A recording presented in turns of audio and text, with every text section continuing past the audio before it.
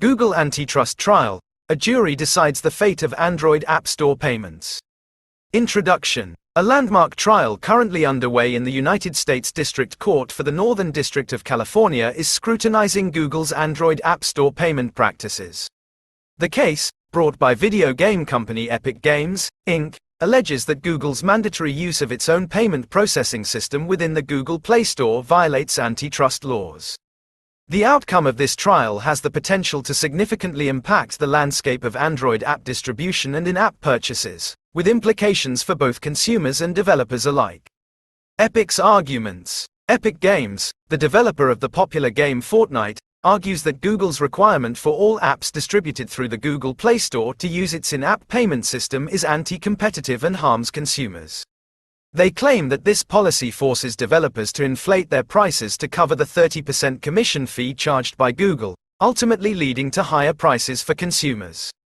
Additionally, Epic argues that Google's dominance in the Android app market stifles innovation and limits consumer choice by preventing developers from using alternative payment methods.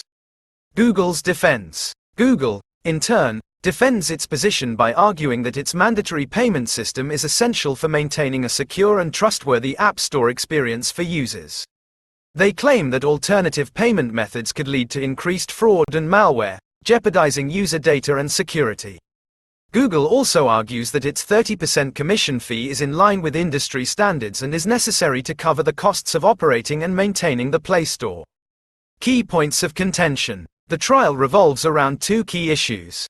1. Market power. Does Google hold a monopoly in the Android app distribution market? Epic argues that Google's dominant position allows it to dictate terms to developers without facing meaningful competition. Google counters that the Android market is highly competitive, with users able to access apps through various channels beyond the Play Store. 2.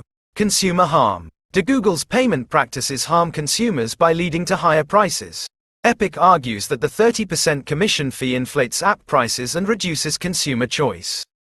Google contends that alternative payment methods could lead to higher prices due to increased fraud and security risks. Potential implications. If the jury finds in favor of Epic Games, it could force Google to make significant changes to its Play Store policies. This could include allowing alternative payment methods, reducing its commission fee, or even opening up the Play Store to competition from other app stores. Such changes could lead to lower prices for consumers and more innovation in the Android app market. However, a ruling in favor of Google would likely maintain the status quo.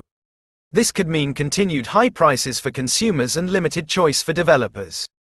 It could also discourage innovation and potentially harm competition in the Android ecosystem.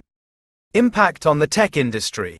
The outcome of this trial has the potential to set a precedent for future antitrust cases against large tech companies.